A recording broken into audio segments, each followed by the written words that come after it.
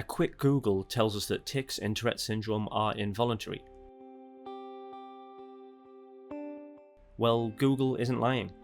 The whole purpose of raising awareness for Tourette is to prove to the world it isn't an act.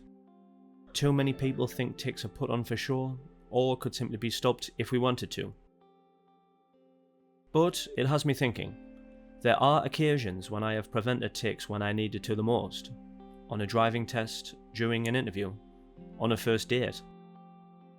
They came back, of course, sometimes stronger. But the question still remains. Are my tics really involuntary?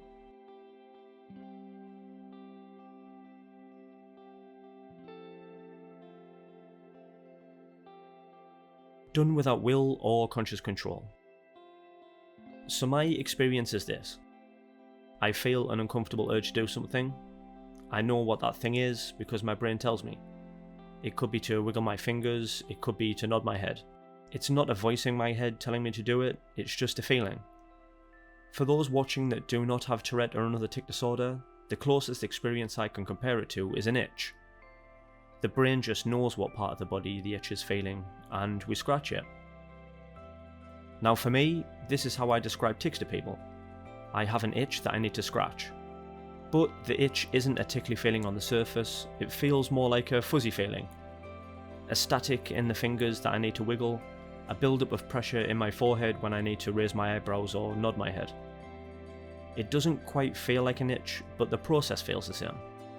Feel something uncomfortable, carry out an action to make that uncomfortable feeling go away. Then wait for it to happen all over again. And this is why the word involuntary made me think. The uncomfortable feeling that I don't like, sure, that's involuntary. But that isn't the tic, that's the premonitory urge. We will look into the premonitory urge in a later video. The tic isn't the feeling I have beforehand. The tic is the action I do to get rid of that feeling. At least, this is how I see it when searching the definition of a tic. The descriptions seem more focused on the act than the urge. Maybe it is both combined, I'm not sure.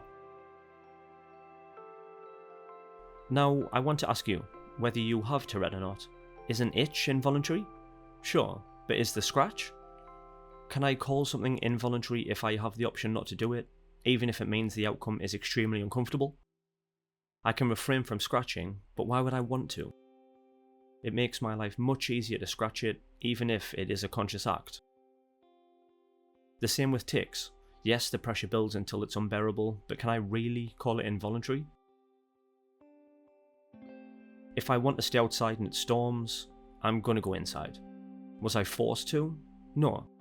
But was that decision due to heavy pressure? Yes.